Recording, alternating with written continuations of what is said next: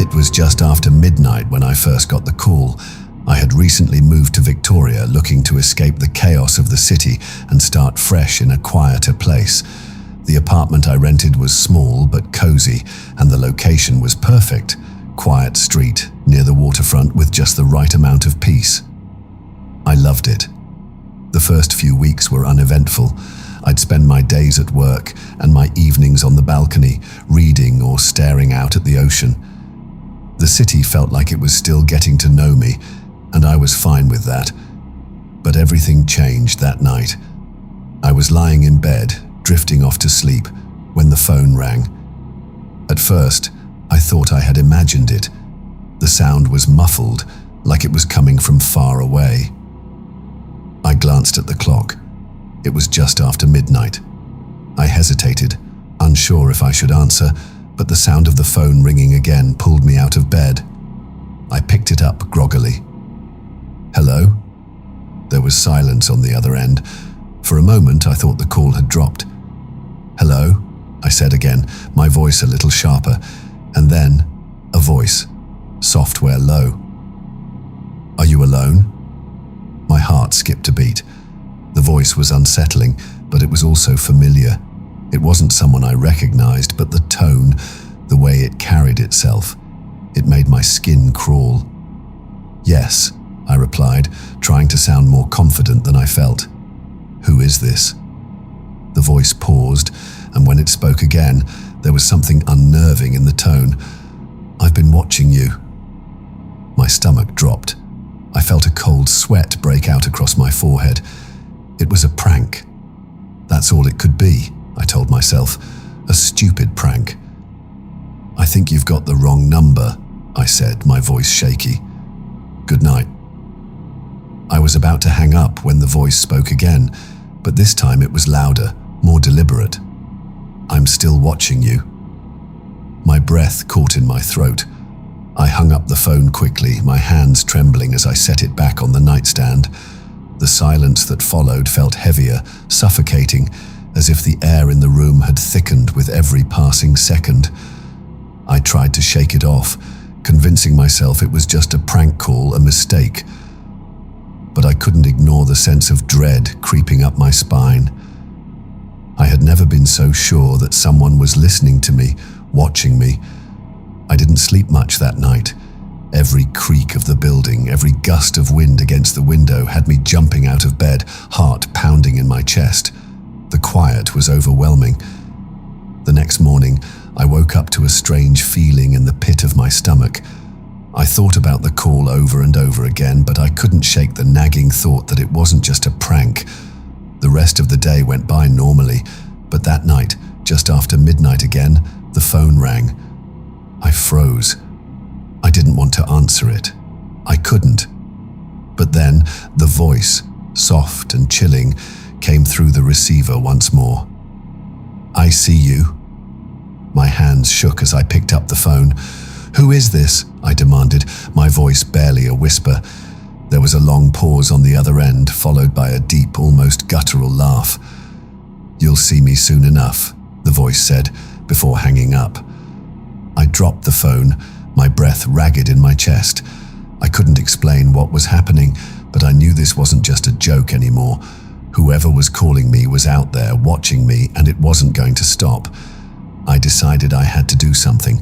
I couldn't keep waiting for another call, waiting for whoever was doing this to show up on my doorstep.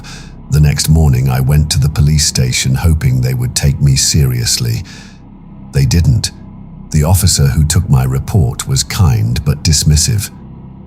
"We get calls like this all the time," he said, glancing at his computer screen. "It's probably just someone messing around. I wouldn't worry too much about it." But I was worried.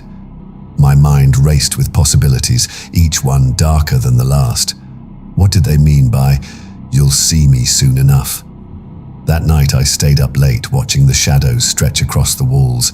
Every sound made me jump, every creak made my heart race. The phone was silent, too silent. I finally drifted off, exhausted, but just as I began to fall into a deep sleep, I heard the sound of my phone ringing again. This time I didn't answer it. But then, I heard a knock at my door. I was frozen in place. No one ever knocked on my door at this hour. I hadn't told anyone where I lived. I grabbed my phone, dialing the police, but before I could press send, the door knocked again. Harder this time, more insistent. I slowly walked toward the door, my mind racing. Who could it be? I looked through the peephole, and my blood went cold. There was no one there. I opened the door cautiously, the night air rushing in. The hallway outside was empty, and for a moment, I thought I had imagined the knock. But then, lying on the floor in front of me was a note. I bent down, my hands shaking as I picked it up. It was simple, written in the same handwriting I'd seen on the note in the phone call. I told you you'd see me soon. The air around me grew thick, my heart pounding in my ears. I turned around, ready to bolt, but something stopped me. The window was open. I didn't remember opening it.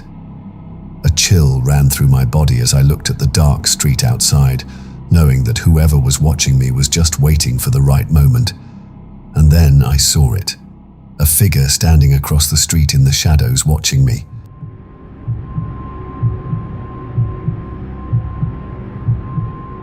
I never thought much about the late-night deliveries. I worked as a courier for a small shipping company in Winnipeg. It wasn't glamorous work, but it paid the bills. The routes were simple, deliveries mostly to residential areas, some businesses here and there. I always worked the late shift because I preferred the quiet, the empty streets where I could get my work done faster. One night, just past midnight, I got a special delivery. It was rare to get a delivery this late, but the company sent it over with a note asking for it to be delivered by morning. The address was on a quiet street in a part of the city I wasn't familiar with. It was near the edge of town, close to the industrial area, and it didn't seem like the kind of place anyone would live. But it was my job, so I took the order and headed out. The rain had started to fall heavily by the time I got to the street. The streetlights flickered as I drove through the puddled road, my wipers working overtime. The house I was looking for was at the end of a long, narrow driveway. It was an old, weather-beaten house with overgrown bushes and a yard that hadn't seen a lawnmower in years. The windows were dark, no lights on at all. I parked in front of the house, feeling a strange sense of unease wash over me. There was something about the house that felt wrong. The air felt heavier than usual, like the house itself was pressing down on me. I looked at the address again, confirming I was at the right place. I grabbed the package from the passenger seat, a small box wrapped in brown paper, and made my way up the front steps. The door was old, wooden, and scratched. Definitely not something you'd expect from a home in a neighborhood like this. I knocked. Once. Twice. No answer. I knocked again, a little harder, but still nothing. I glanced around, but the street was deserted. The only sounds were the rain and the occasional distant rumble of thunder. Something about the silence felt unnatural, almost as if the house itself was holding its breath, waiting for something. I was about to leave when I heard a sound, soft footsteps from inside. The door slowly creaked open, revealing an older man standing in the doorway.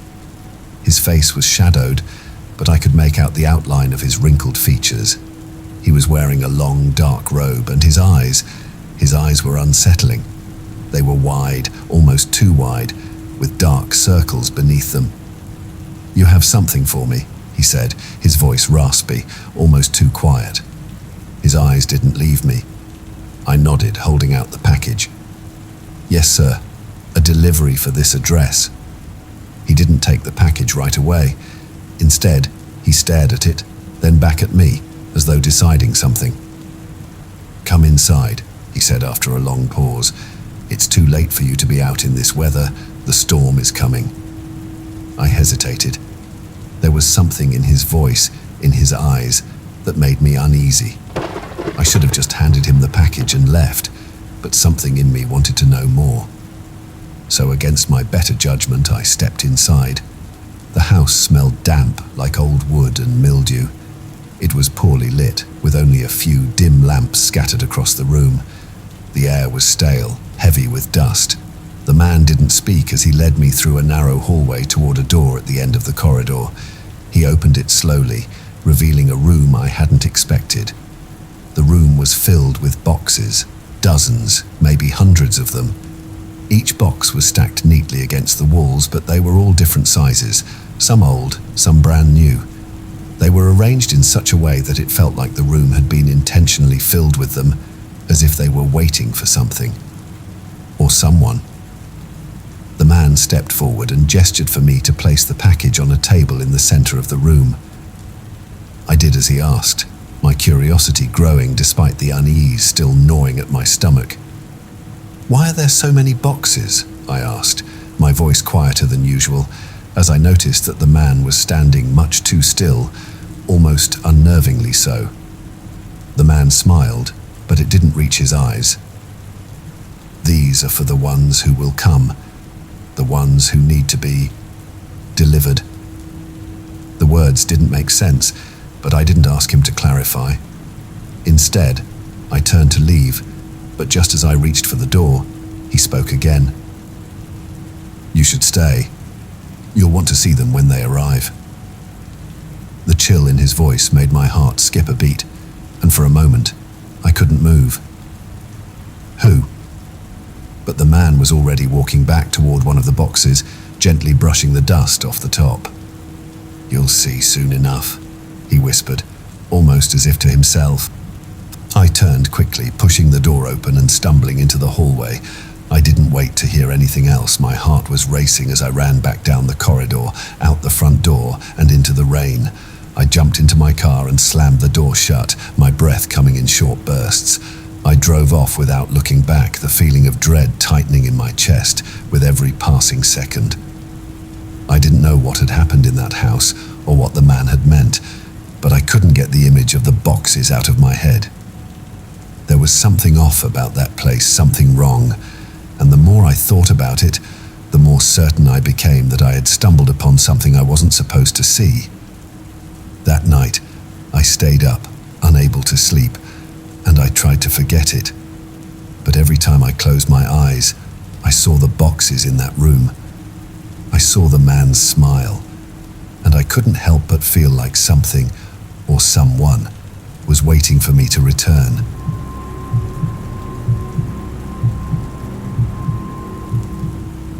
When I moved into my new apartment in Kelowna, I was excited. It was my first place on my own after finishing university, and it was in a charming building near the lake. The area was quiet, residential, with plenty of trees and parks. It seemed like the perfect place to start my new life in the city. The rent was good, and the landlord, Mrs. Holt, seemed kind and welcoming. I was settling in nicely, ready for the next chapter. The first few days were uneventful. I unpacked, got organized, and made a routine of walking to the nearby grocery store.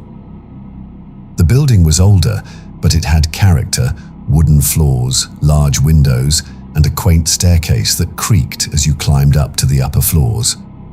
There were a few other tenants, but I didn't see many of them. It was the kind of place where people kept to themselves. One neighbor in particular, though, caught my attention. He lived across the hall from me, apartment 3B. His name was Daniel, though I had never seen him. I didn't think much of it at first. Maybe he worked odd hours, or maybe he just liked his privacy. But after a week of living there, I began to notice something strange. He never left the apartment. I never heard him in the hallway, never saw him come or go, not even a single knock on the door.